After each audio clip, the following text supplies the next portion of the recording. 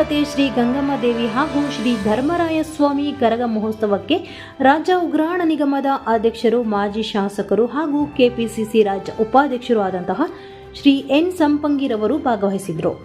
ಗ್ರಾಮ ದೇವತೆ ಗಂಗಮ್ಮ ದೇವಸ್ಥಾನದಲ್ಲಿ ವಿಶೇಷ ಪೂಜೆ ಸಲ್ಲಿಸಿ ಮಾತನಾಡಿದ ಅವರು, ಪ್ರತಿ ವರ್ಷದಂತೆ ಈ ವರ್ಷವೂ ಕೂಡ ಗುಡಿಬಂಡೆ, ಚೇಳೂರು, ಬಾಗೇಪಲ್ಲಿ ಪಟ್ಟಣ ಸೇರಿದಂತೆ ಸುತ್ತಮುತ್ತಲ ಹಳ್ಳಿಗಳ ಭಕ್ತಾದಿಗಳು ಎಲ್ಲರೂ ಕೂಡ ಗಂಗಮ್ಮ ದೇವಿ ಧರ್ಮರಾಯ ಸ್ವಾಮಿ ಕರಗ ಮಹೋತ್ಸವಕ್ಕೆ ಆಗಮಿಸುತ್ತಾರೆ.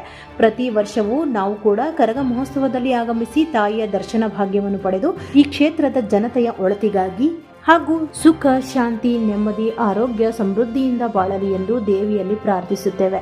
ಜಾತಿ ಭೇದ ಎನ್ನದೇ ಪಟ್ಟಣವೆಲ್ಲ ಹಬ್ಬದ ವಾತಾವರಣ ಮೂಡಿದ್ದು, ಪ್ರತಿ ವರ್ಷವೂ ಇದೇ ರೀತಿ ಕರಗ ಮಹೋತ್ಸವ ಹಾಗೂ ಉರುಸ್ ಕಾರ್ಯಕ್ರಮ ಈ ಕ್ಷೇತ್ರದ ಜನತೆ ಸಹಭಾಗಿಕೆಯಿಂದ ವಿಜೃಂಭಣೆಯಿಂದ ಆಚರಿಸಬೇಕು ಎಂದರು.